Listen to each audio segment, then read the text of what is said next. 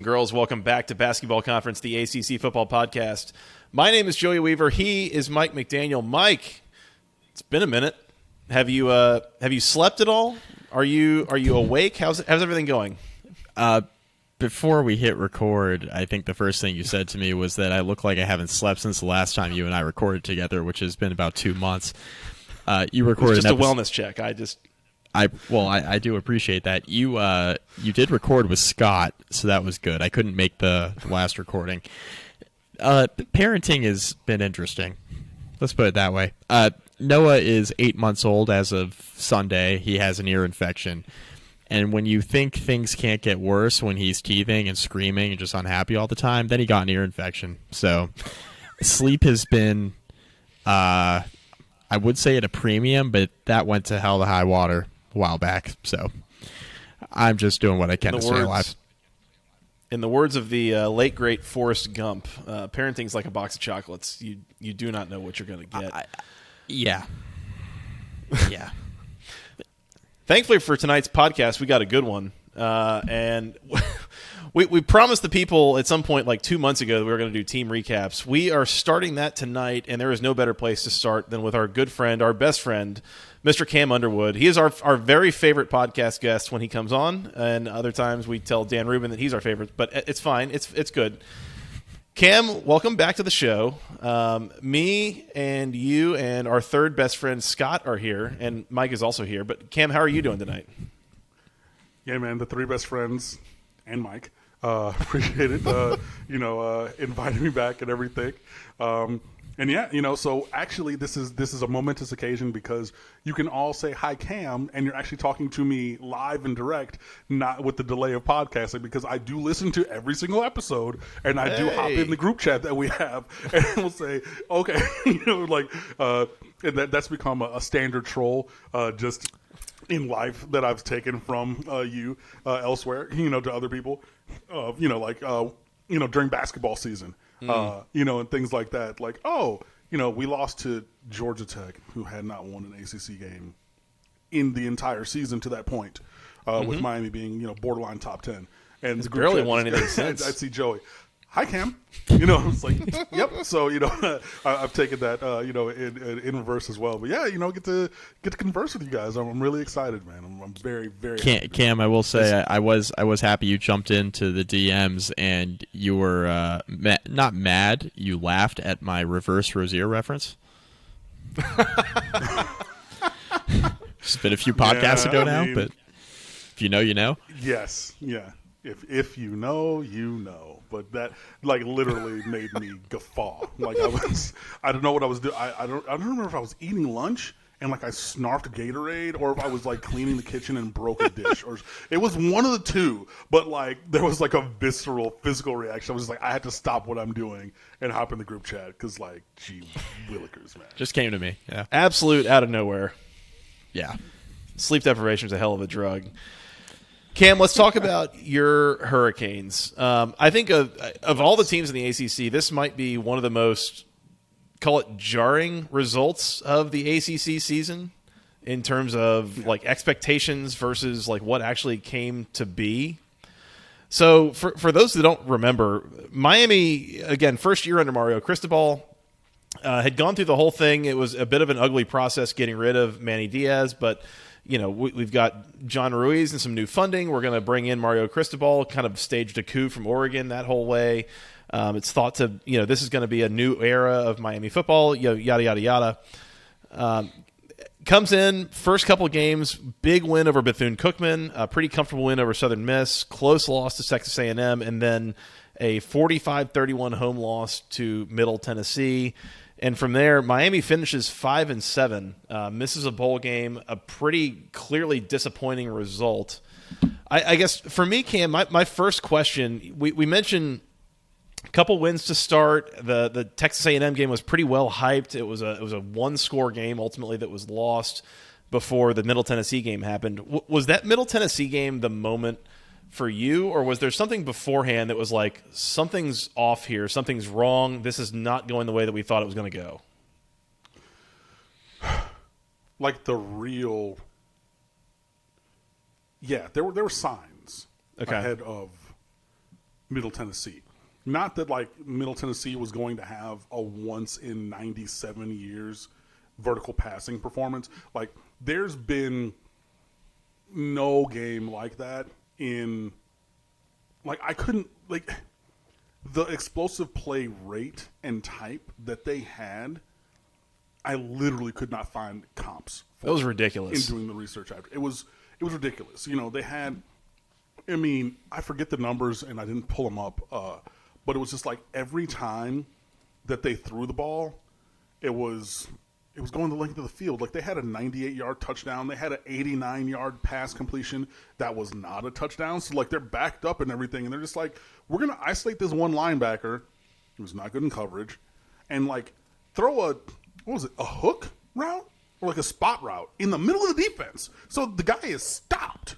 Both feet, boom, turns, puts his shoulders to the quarterback, catches the ball facing his own goal line, and then whoop, whoop, whoop, 89 yards up the sideline, they score 2 plays later. You know, you get, I think we're playing cover 4. I think it was cover 2. But the safety takes the eye candy over the middle of the field. DJ Ivey, the cornerback, is, you know, he's carrying his guy up the side, but he's like, yo, I have help over the top. Psych. Where's the help? I mean, I would love that help. If that help were there, yeah. But like whoever the kid, he's still running somewhere here in South Florida because like he just was so open. I mean, yeah, he was open by 20 yards for a play that started 1st and 10 on the 2 after we went for it on a 4th down and it wasn't. We didn't score, so then they got the ball on that, and then this is the first play off the sideline. They said, "Man, we're going for it," you know. And I know that there have been teams that have thrown the ball vertically. I know that there's teams who have been successful. You know, God rest his soul, Mike Leach. When he coached offense, he ran 4 verticals, and that was pretty much it. And everything was sight adjustments. I've read books about, you know, with that in there, you know, the Chris B. Brown smart football books, like other things. It's like and like Mike Leach called the play 6 because you dial it up and you're going to score 6 basically. But it's 4 verticals, and the quarterback and the receivers have sight adjustments, and we're just going to do that all the time, right? An inspiration and to NCAA football players everywhere. yep. Amen. But even offenses like that did not have the performance that was seen from Middle Tennessee against Miami, right? Mm-hmm. My thing about it was, after 2 weeks of the season, when we won against Southern Miss 30-6, but like we didn't really get a good hold on that game on the scoreboard until like midway through the 4th quarter. Like that was like they'd come out in the first game and run Frank Gore Jr. in Wildcat the whole entire game. So we planned for that, and they're like, no, we're going to run regular offense, and converted like 60% of their 3rd downs too, by the way. So it's like, okay, like, yeah, we're able to lean on them and kind of be vanilla in the run game, but like, it shouldn't have been that close. Miami scored like 30 seconds before halftime to make it 10-7, I think. Yes. Yeah. Exactly. Because it was 7-3, them. And we would have been down at the half if not for that late Henry Parrish rushing touchdown. But after that game, I wrote about the lack of explosiveness on offense. And it was stark. I mean, you're talking about 93rd or lower in pretty much every explosiveness metric.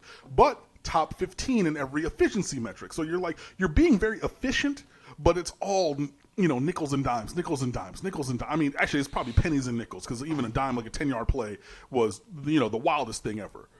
And to me, that's where I was like, I have concerns because if you can't dial something up when you want it against Bethune and against Southern Miss, you know what I mean?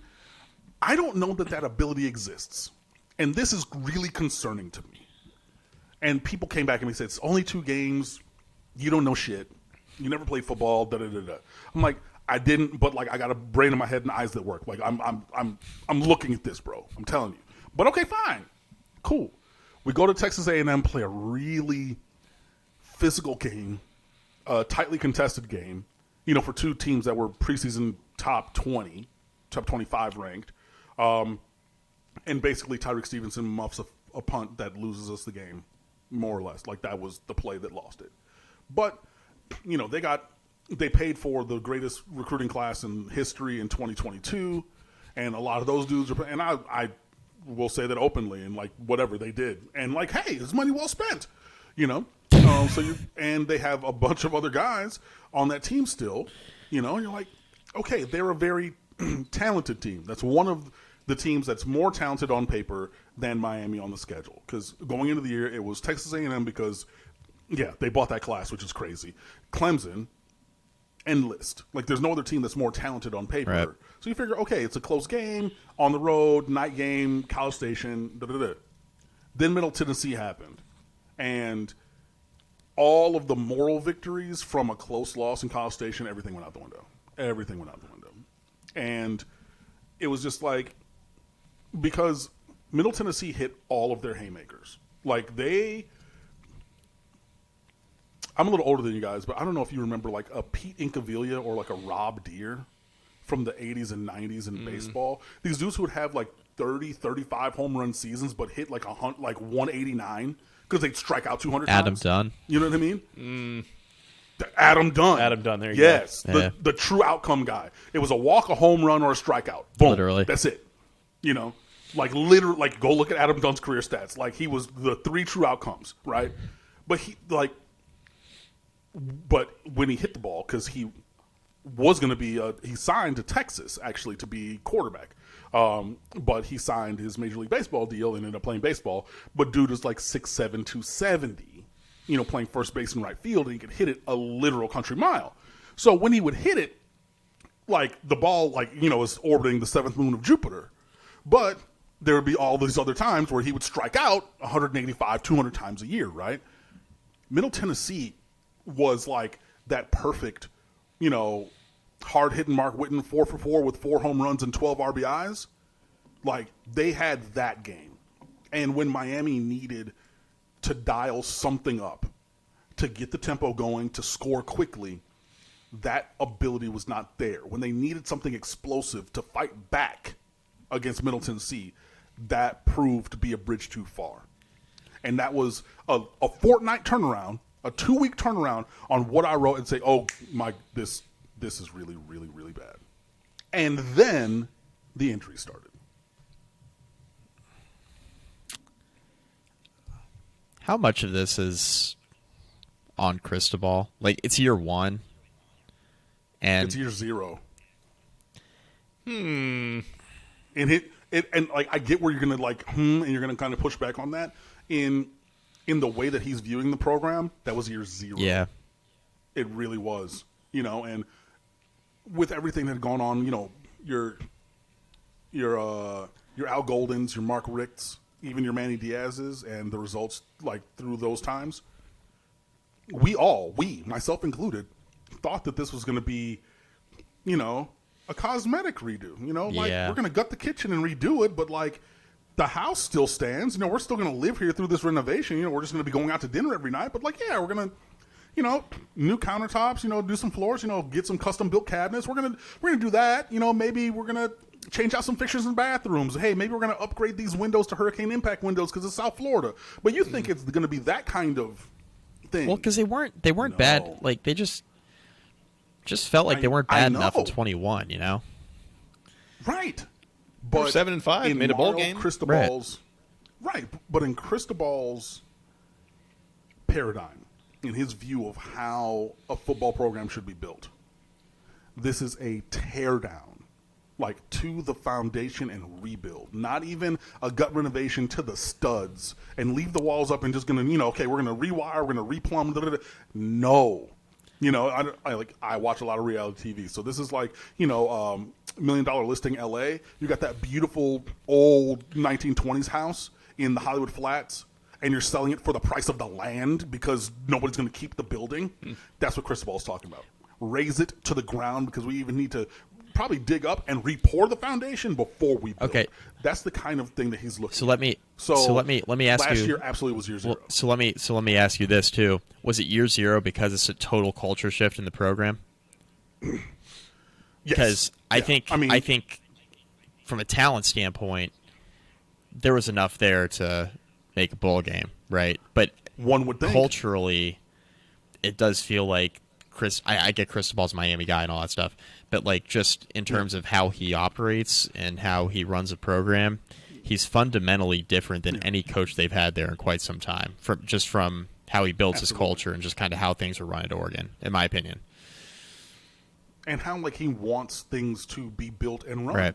You know, like everything, like, you know, yeah, you're shuttling guys off of the roster because you're just like, you're not going to play here. Right. Like, you don't have the body type or athleticism that, like, I want and desire in, the team that I coach, the organization that I run.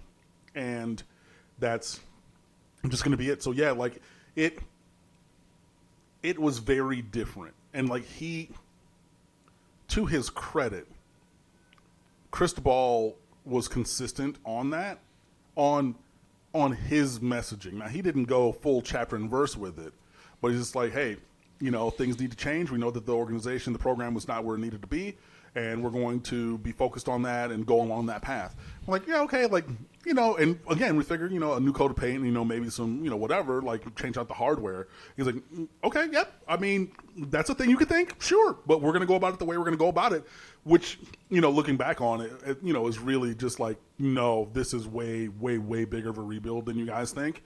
But he didn't want to necessarily throw the players or previous employees under the bus, unlike one of the former coaches who now works somewhere else who did that in recruiting, and it kind of blew up on him. So, you know, but yeah, Cristobal. Who could that possibly be? You know, I know exactly who it is. I'm not going to say the name, but I know exactly which coach it was because I'd heard it at the time.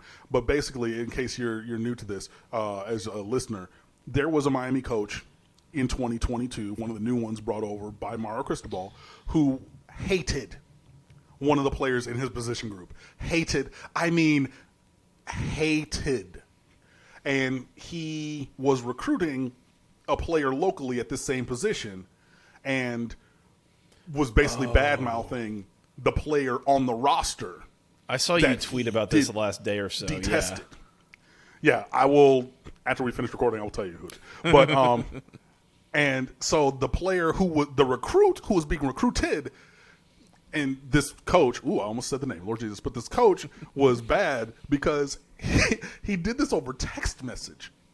So the player screenshots it, and being from South Florida, knows half the roster, sends it immediately to, like, guys on the team that this player knows, and is like, yo, this coach talking greasy about you, like, what? And so coach came back, and it was, yeah, it was contentious to say the least. But yeah, you know, and that was one thing. But yeah, Mario Cristobal was not the one who was going to necessarily throw people under the bus in the same way as that former assistant coach did.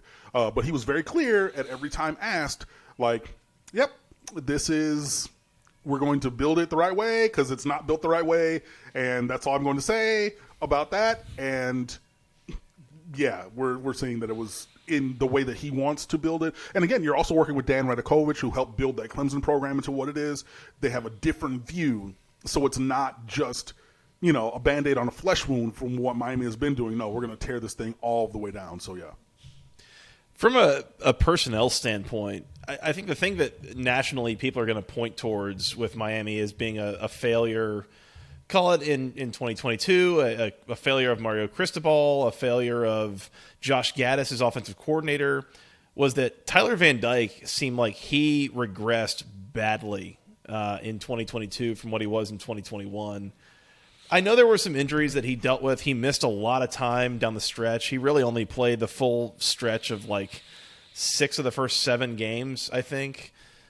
But Cam, to you, I mean, how much of that is a failure of Mario Cristobal, Josh Gaddis, versus how much of that is just what he did, you know, what Tyler Van Dyke did and was good at, worked within Rhett Lashley's offense versus something very different that Cristobal and Gaddis wanted to run there at Miami? I think it was Josh Gaddis, you know, and I'm looking up the game log now, right? Mm-hmm. So the first 4 games, including that Middle Tennessee game, you're talking 13 for 16, 20 for 29, cool, 21 to 41 at Texas A&M, 16 out of 32 against Middle Tennessee, for 193, 253, 217, and 138, with the 4 touchdowns and 3 picks across those 4 games. That's not great. Right? And that's a guy who was a candidate for ACC Player of the Year coming into the year, right? Like he, coming off a hot 2021. Popular pick, yeah. Popular pick. Yeah. But now after the bye week, which happened after Middle Tennessee, the first 2 games against Carolina and at Virginia Tech, 42-57 and 29 out of 46 for 496, 351 with 5 tutties and 1 pick. So what happened? Josh Gaddis himself said he didn't have a good handle on what Tyler did well or wanted to run. So they met after the Middle Tennessee game, and Josh Gaddis, and you can look this up because it was said at a Monday press conference after the bye week, he said, or I think it was after the North Carolina game. But he said, yeah, like I sat down with Tyler and I said, what do you want to run? What do you like throwing? And if you've been there since January and after 4 games, you're then at that point sitting down with your quarterback. This guy won a Broyles Award. Hey, right? The previous year. Literally the previous year. The question you're asking Cam is the exact of question I had. Like, what took so long? Right. Yeah. But even when you're coming out and saying, I didn't really look into what he does well, or what are you're trying to fit the player to the system and not the systems to the players, right? Like, I can sit here and tell you, Tyler Van Dyke throws one of the best deep balls in America. We didn't dial any of those up early. He throws the smash route, the high or smash and levels. Anything that's a high-low read, kills it.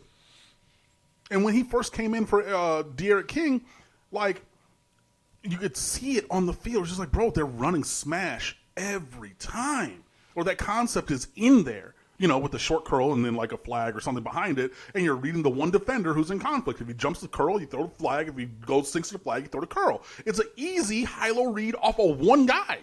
And he doesn't ever miss it. And even when the guy tries to bait him and tries to, step up and then fade back onto the flag, he's pinpoint on those throws to the point where the defender trying to bait him into interception can't even get there because his arm talent is elite enough to overcome that, misread, even if you want to call it that.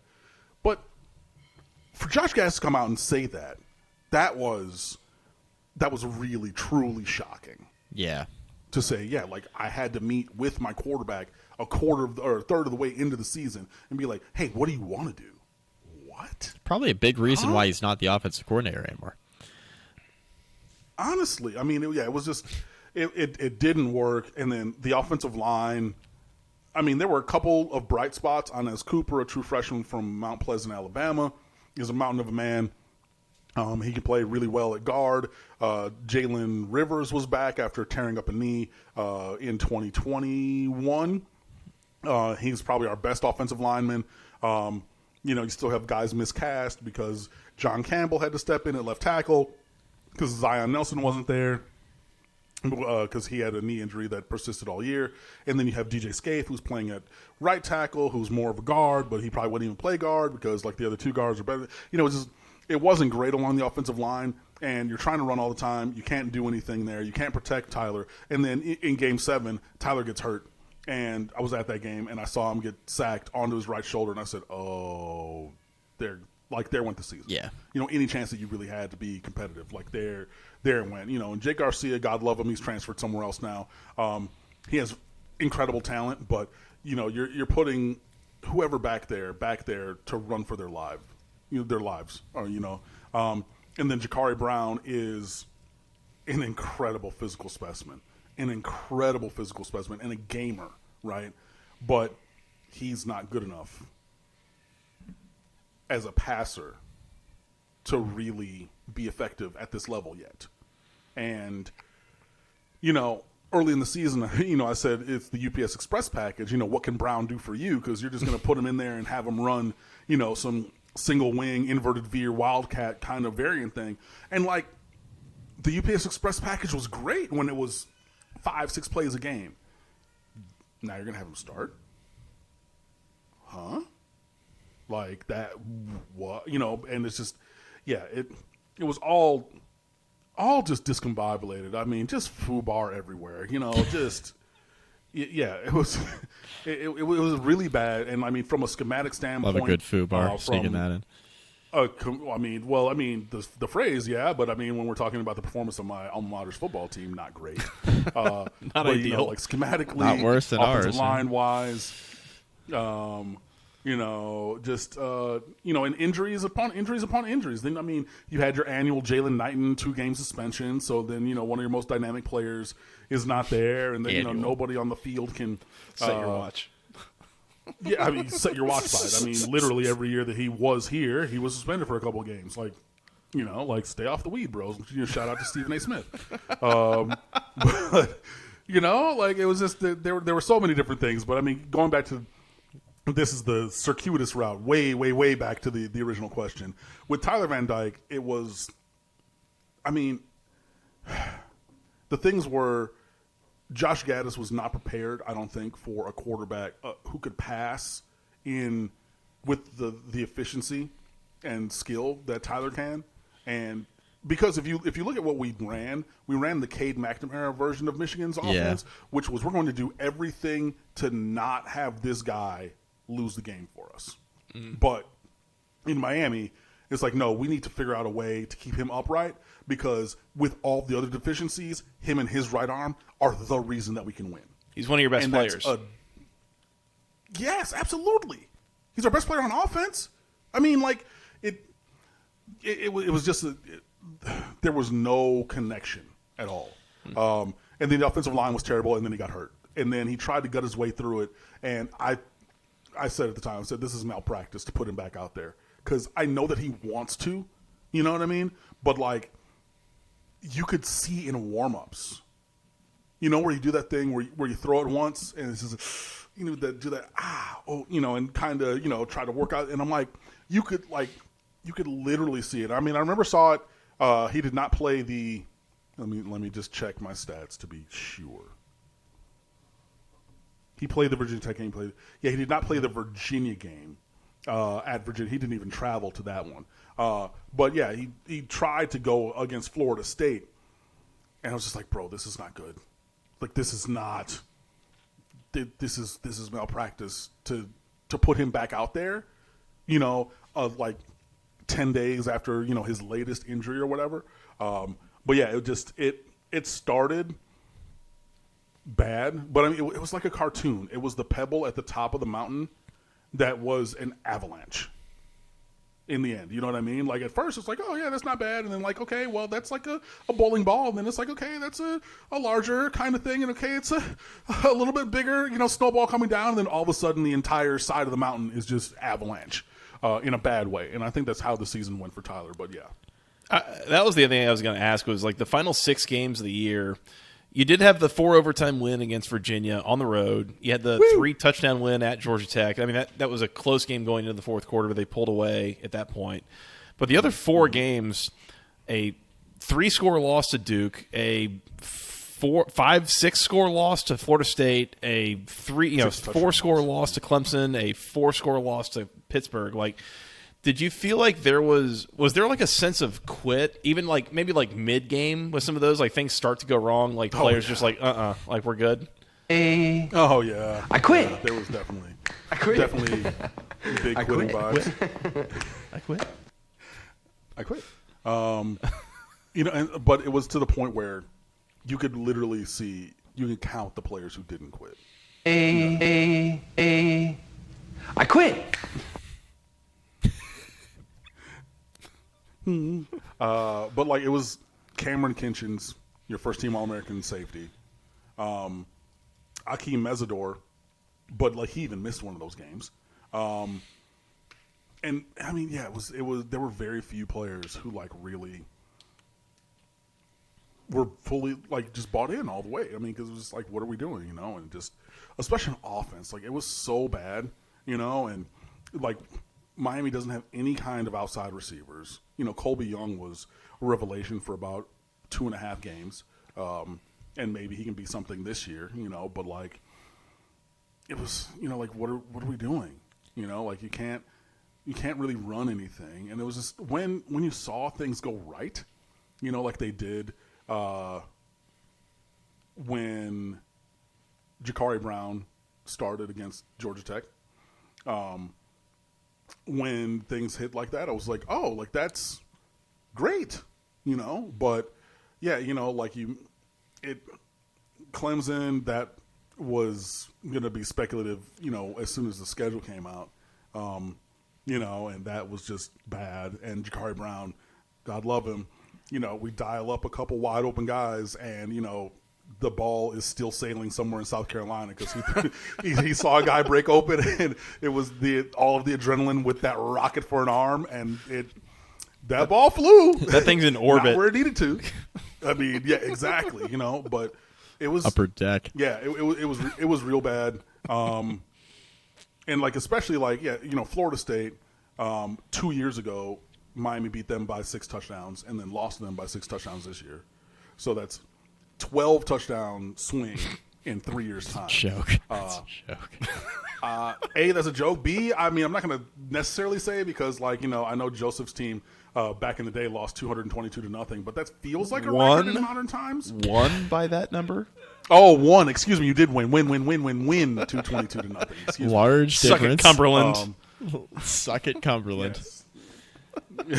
Cumberland But, catching strays. yeah, no, half hour in. They were big quit vibes. Even, I mean, you saw players on the sideline just standing there, not holding a helmet, not going over with their position group or team,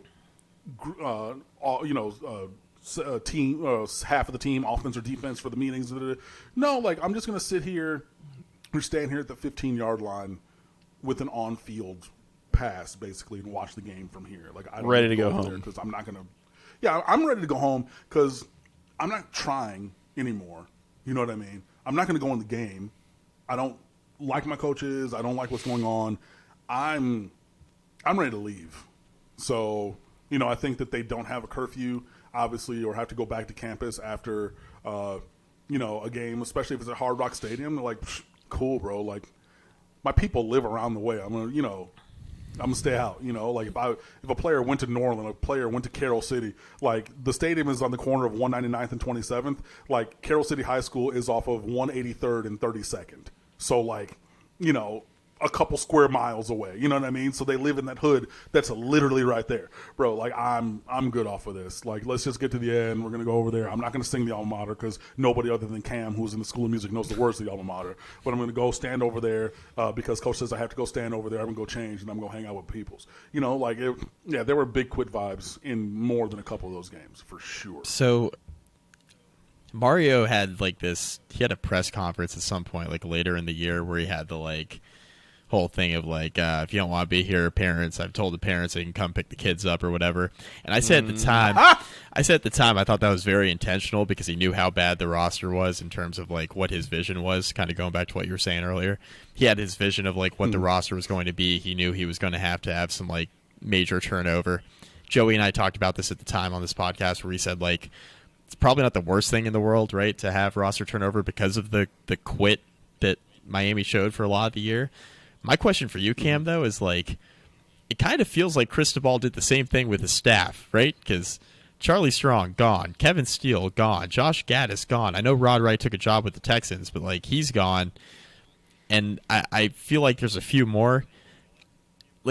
Cristobal just totally revamped, and not only, just revamped, some secondary assistants, he revamped, coordinators and other, key members of the staff. And it just feels like not only was it a roster redo, it's a full-on staff redo. He fired we were just talking about how Gaddis didn't know up from down with Tyler Van Dyke, but he won the Broyles Award at Michigan 2 years ago, and he's just gone. I mean, Cristobal's nah, you're out. And I think it's a testament to Cristobal having this vision for the program, and he just kind of just doesn't think the staff that he initially put together was the one to get it done.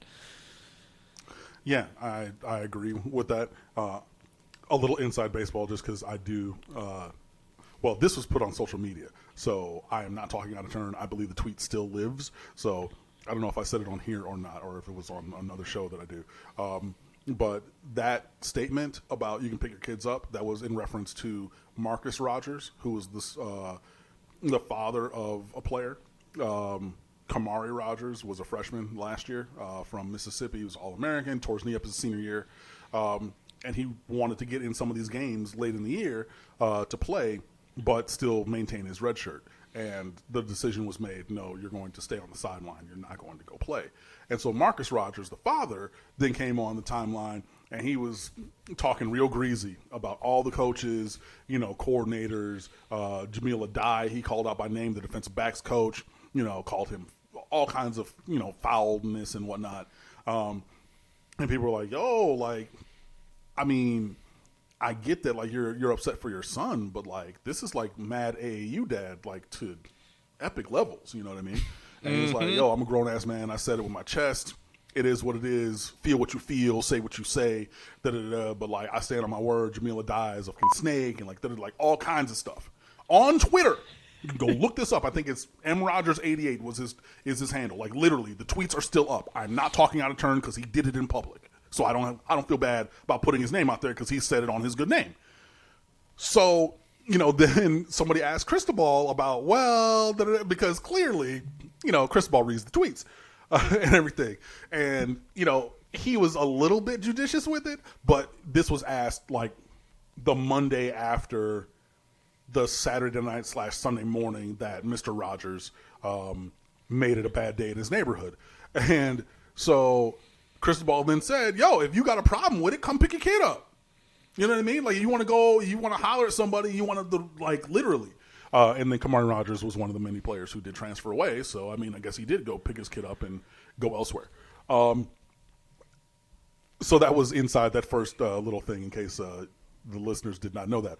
In terms of the coaching staff, I think that Cristobal realized that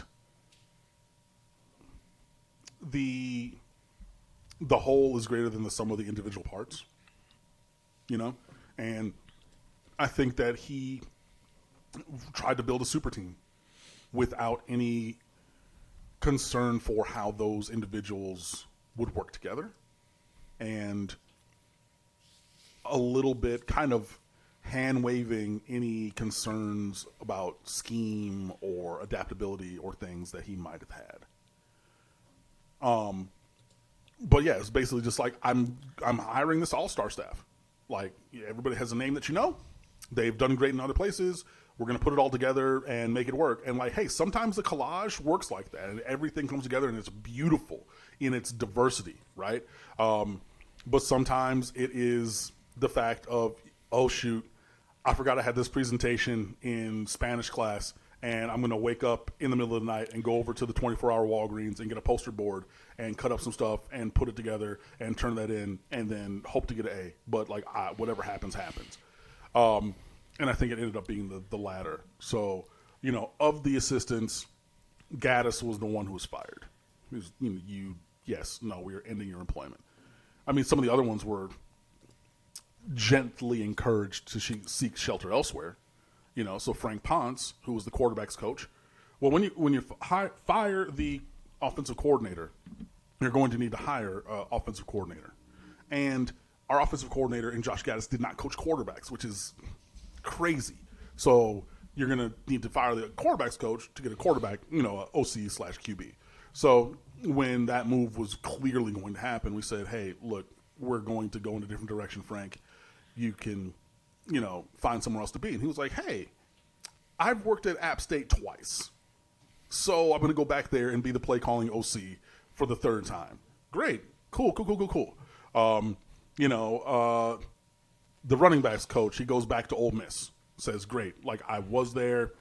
Let me go back with Lane, and things like that. And, Charlie Strong was mad because he didn't get interviewed for the defensive coordinator spot when Kevin Steele went back to work for Nick Saban for a fourth time and third at Alabama. And we get it confirmed. So that's why he left.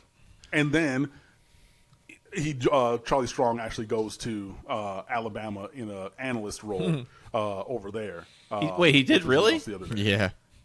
Yeah, that was announced yesterday. I saw that the day after on Wikipedia. I thought somebody was just making that up. Apparently, that's real. No, Wow. sir. No. That is true and accurate information. Wow. But yeah, I mean, like, and then Rod Wright goes to the NFL, back to Houston, where he's from, and from as a person, and played in the NFL. Also, he went to Texas, so all those kind of things, work for him. And then Cristobal has the ability to go and get some guys to do things a little bit differently, and everything that I've seen written, I listened to. He was on the 247 Sports Recruiting podcast. The other day I was listening to that earlier. He was talking about, we're talking about the kind of scheme that we're going to run is going to be a little bit different, and just adaptability. And Shannon Dawson, the new offensive coordinator, he comes from the air raid tree, but he marries that with power run, and that's what I want to do. And I'm like, well, that seems to track from what you did at Oregon. So, okay, cool. When you look at Lance Guidry, he was at Marshall and had a top 5 in the country defense in 22 different metrics, Okay, cool. Now you're going to go back and you're going to run more of a 4-2-5, which, people get caught up on that. Think back to what Miami ran when Manny Diaz was here, and we had that striker position, that hybrid, safety outside backer. You're going to bring that back. So it's like, well, that's what we did recently. That was good. And then the air raid up-tempo Lashley thing, but then we're going to marry that with more of a power run as opposed to inside zone.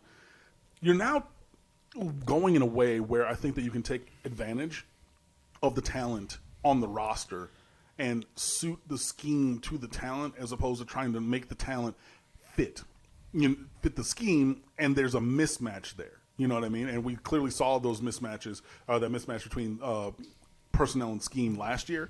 And, to his credit, I said, I haven't even looked at all the good, bads, and uglies that I wrote last year. But there were so many coaching jobs that I said were fireable offenses. I read most of them. Yeah. But I mean, it was 5, 6, I mean, it wasn't all of the losses, because I didn't say it over the Texas A&M game, because that was not fireable. Mm-mm. It was a game that we lost, but it wasn't Middle Tennessee. There were fireable offenses in that game. But if I'm writing Steele, 5 baby. or 6 times, Kevin Steele, baby.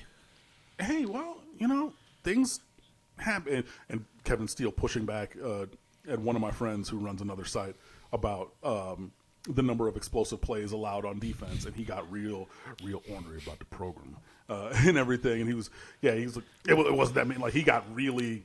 He got really cross. Sounds like he was getting ready to stage another coup even.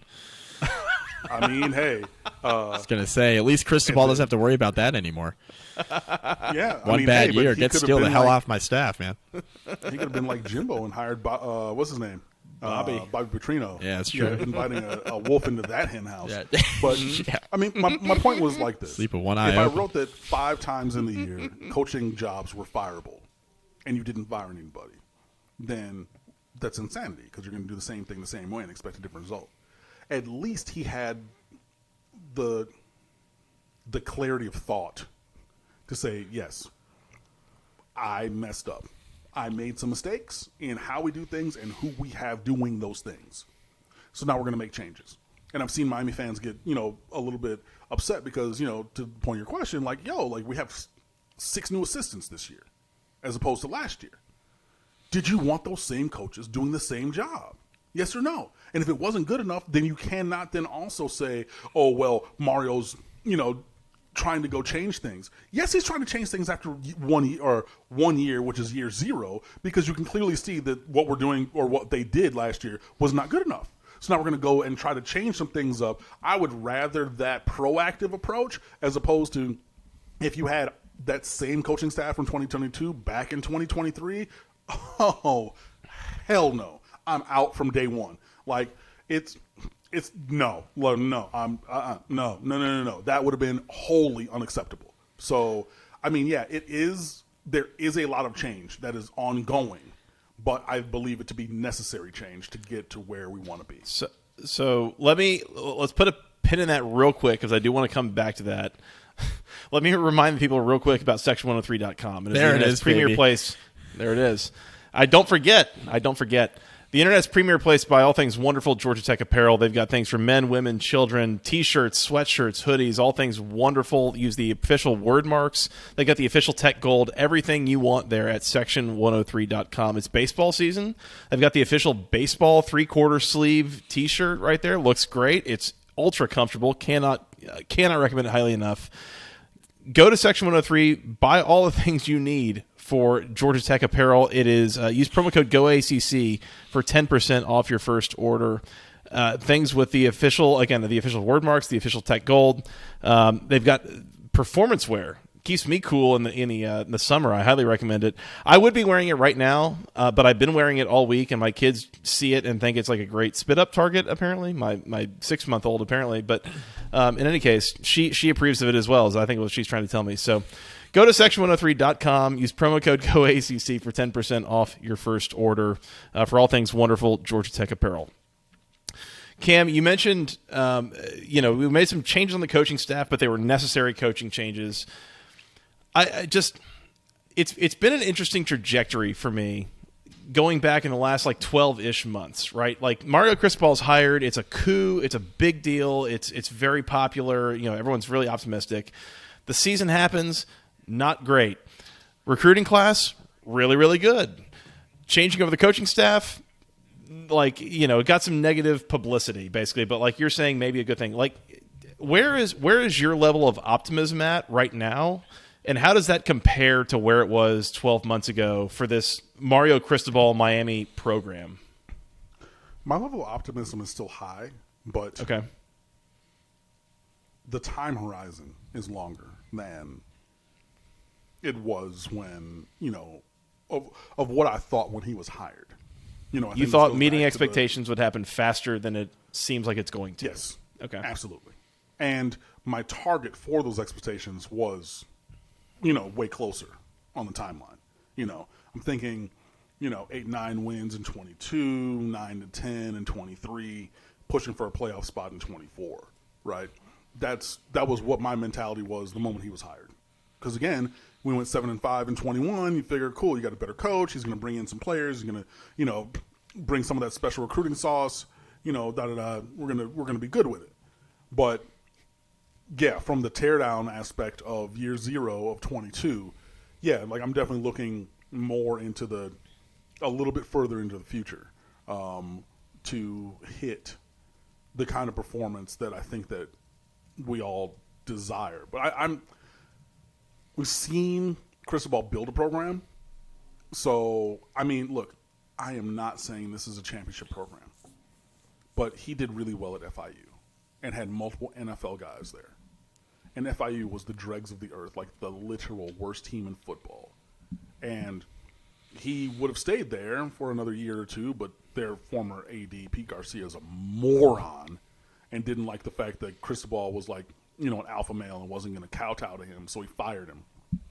Not for performance, but just because he thought that Cristobal was a jerk because he was not going to listen to his outside input from somebody who hasn't done the thing. You know what I mean? But then he goes to Alabama, learns that secret sauce. Then he goes to Oregon. And that's proof of concept right there. Was it a championship? Division, conference, yeah. National championship, no. But that's the proof of concept. But I think it's going to be a longer term journey to get there. But I'm still optimistic because we've seen him do it before. We're getting to a point now we're so late in recording these season recaps that it's really just going to double as a spring preview. Cam, spring practice kicks off Saturday? Is that right? Is there? Is the biggest storyline really just how's this coaching staff? I get spring ball, right? But is it how is this coaching staff going to mesh? Or is it Van Dyke plus how is this coaching staff going to mesh? Is it a little bit of everything because it's 2 coordinators you're replacing? What is the single biggest question going into spring practice? What is this team going to look like this year? I think what does the offensive and defensive install look like? What does Tyler Van Dyke look like? With another new coordinator. his third and 4 years here, and everything. Like, yeah, and you just want to see, are the guys, are they healthy? We're starting to see some of the weight room progress pictures, especially of the early enrollees who've only been here since January. They've been here like less than 2 months, and some of these, body reconstructions are, they give you cause for optimism, but like you need to obviously, turn that into some kind of performance on the field. But yeah, I'm interested to see really what the install process looks like and like the early returns on what this team is going to do and do well. Because there are players at every level that like every team in America wanted. So there's tons of talent. What are Shannon Dawson and Lance Guidry going to do with that talent? And those are the new coordinators. Derek Nicholson, your inside linebackers coach, former Florida State standout, who coached at Louisville. He's a very good coach and a dynamic recruiter. You love to see it. Hall of Fame defensive end Jason Taylor, you may have heard of him. First time. He is the defensive end. Yeah. Oh, okay. Yeah. So, he was a really good NFL player, played 17 years. Joey, I don't know if you knew this, but he went to Akron for college. The Akron Zips? The Akron Zips, before a Hall of Fame career with the Miami Dolphins. I learned that like 10 minutes before we hit record, by the way. But yeah, he is he's taking over for Rod Wright as the defensive ends coach. So I'm very confident in the development of my defensive ends there. And Jason Taylor was the defensive ends coach at St. Thomas Aquinas for a couple of years. You might have heard of some of their alumni going on to great things. And then he was the defensive coordinator for a couple of years before stepping up to an analyst role and now on-field role, in addition to being a Hall of Famer. You know what I mean? So, like, that'll work. Tim Harris Jr., the son of the legendary Ice Harris, the head coach for Booker T. Washington, with all of their, championships and, incredible players. He comes down. He was the associate head coach at UCF, and now he's Miami's running backs coach. So, like, there's, really talented and accomplished guys who are on this staff now. Oh, and Kevin Beard, my guy, is back as the wide receivers coach. He held that position at Miami, and then he went to the NFL for a little bit, and then he was at Toledo with Jason Candle, developing their receivers, multiple of which are still in the NFL.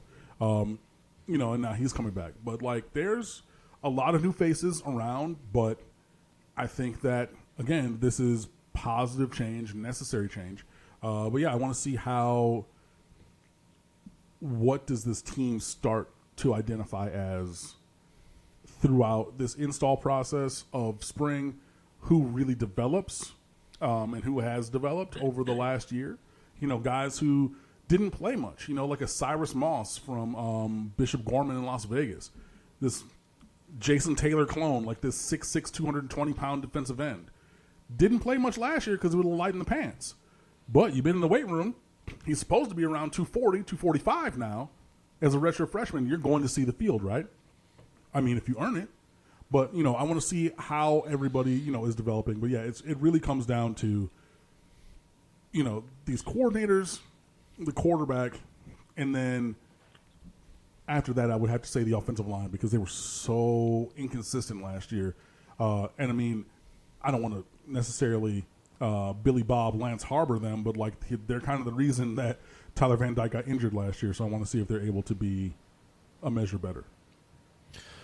My last question, Cam, we head into 2023, the second year of the Cristobal era. Is there a baseline level of on-field accomplishment that you need to see that you would quantify as a success versus a failure this year? And it could be, if there's a certain number they hit that's like exactly meeting expectations, more is better, worse is missing expectations. But is it a win-loss thing? Is there something that you need to see this fall that is definitively like, we're succeeding or we're failing here? It's a couple of things to me. Number one, it's wins because, we played to win the game. So you have Shout to, out Herm. You have to make straight up. Wait, no, that gotta make was a Jim bowl. Mora. Sorry. Herm catching strays, baby. Sorry. He's got enough shit he's in. No, that was Herm. Wait, was it? That was Herm with the Jets. You play to Yes. win the game? Oh, Yeah, that was that Herm. was You're right. Herm. All right, sorry. Hello? Yeah. Sorry, Jim Better Mora win had the game. playoffs. Okay, sorry. Yeah, you think That it's was playoffs. just a banner moment for our podcast right there. That was embarrassing. Come on. We all need but to yeah, sleep we play more. to win the games, and you have to win at least 6. I mean, I really want it to be more than that, but a baseline, a bare minimum is bowl eligibility. You have to take that step forward this year. Otherwise, you get the failure. extra practices, you get all other thing. Like you have to. So there's that. And then in terms of like numbers and metrics and things like that, I would say just improvement. Like if you're looking at, and I don't have that open, but like Miami was 118th in explosive play rate. You know what I mean? Like I think in the 100s of yards per play. Those need to get up into the 70s. Not necessarily top, but from atrocious to bad or mediocre, that's the step forward I need to see.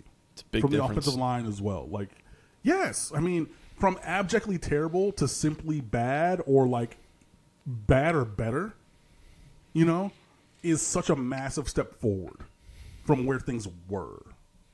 And when you combine all of those things, those internal components, then I think that will lead you to the positive game results that I want to see. So I think if you put a few of those things together, that's really what I'm looking at. But at the end of the day, it will have to be, unless it's like some real crazy story behind it, and like, Clemson got a blocked field goal and it ping-ponged and they scored a touchdown, like something like that.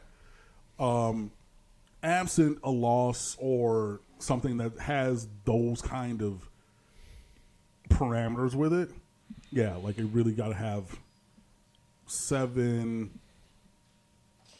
I would say, like, really, like, I don't want to push to 8 wins just because, like, once bitten, 15 times bitten, 16th time shy, I guess, because Miami's been bad for so long. But, like, yeah, I think a little bit of a few couple things are what I'm looking at to improve.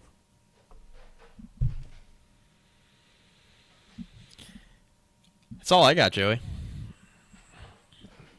Like I said, that was my last question. Cam, phenomenal as always. Really appreciate your time here.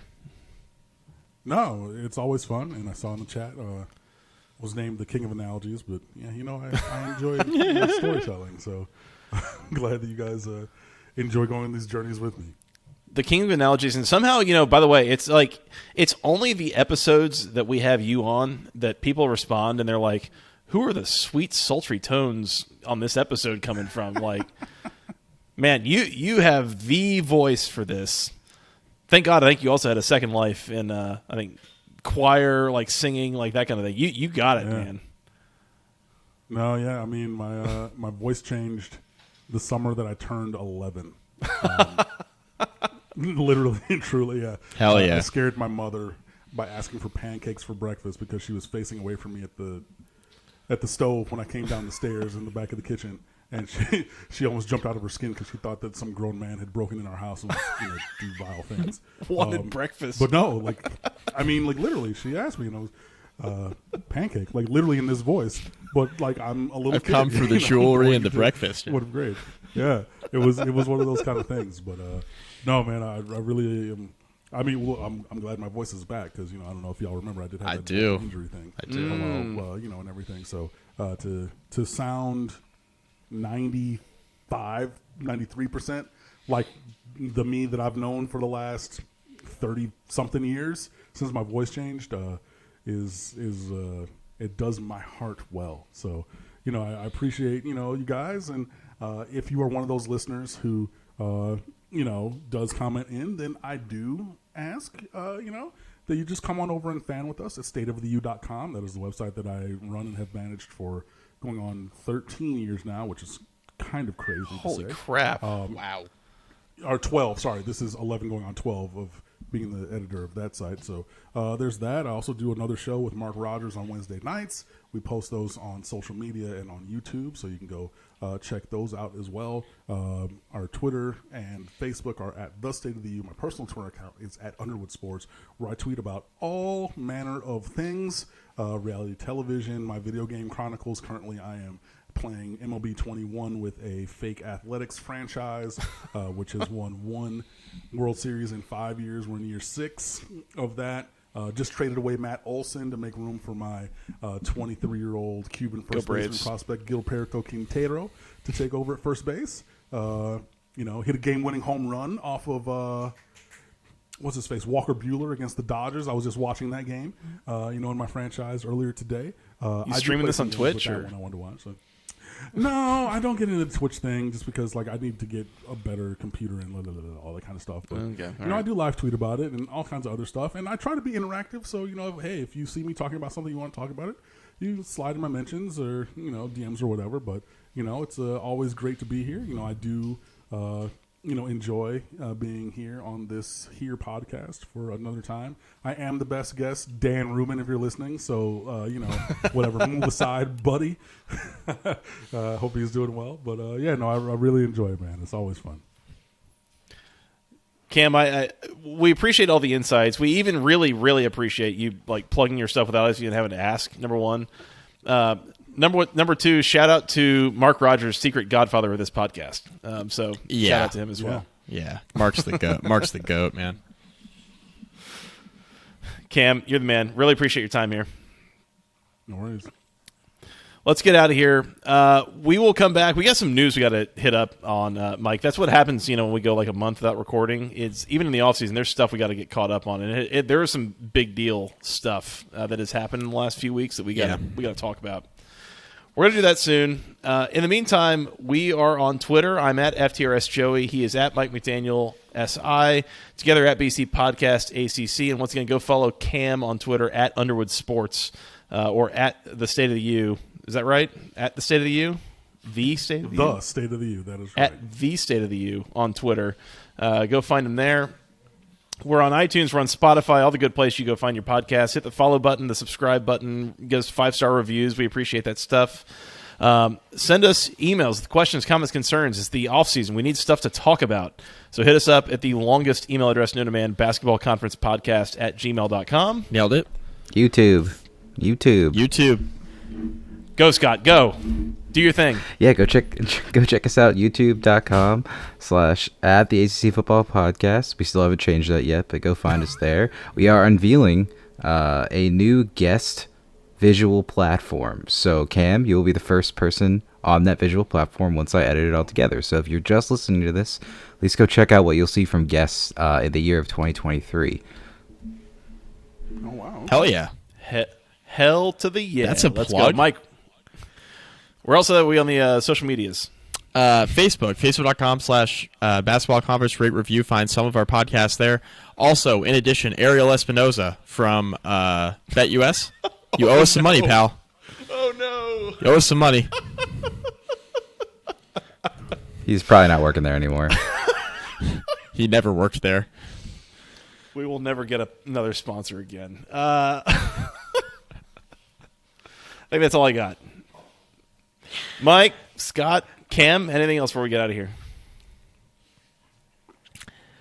I'm just here for the laughs, baby. Go try to sleep. And we are the 3 best friends that anyone did have. And Mike. And me. One last note. I found out during this podcast that former Miami running backs coach Kevin Smith is actually also former Lions running back Kevin Smith. That was something I learned today, so you've now learned it as well. So Cam has been able to live in the misery of him as a running back of his favorite team and also a coach of his favorite team. So, excellent. Yeah, all these things are true, yeah. And I don't think I wrote the profile of him when we hired him, but I was just like, wait, is that the same, like the Kevin Smith who ran for 2 million yards at UCF that one year and then was drafted by the Lions? Indeed it was. The Kevin Smith. Yep, forgot about the UCF stint. Wow, man, I am aging myself. Yeah. The more you know. Gentlemen, it's been fun. Appreciate your time. We'll do it again soon, all right? Absolutely. Yes, sir. Let's do it. All right. Until next time, for Mr. Mike McDaniel, producer Scott, and Mr. Cam Underwood, I am Joey Weaver. Thank you guys so much for listening. We will talk to you again soon. And until next time, go ACC.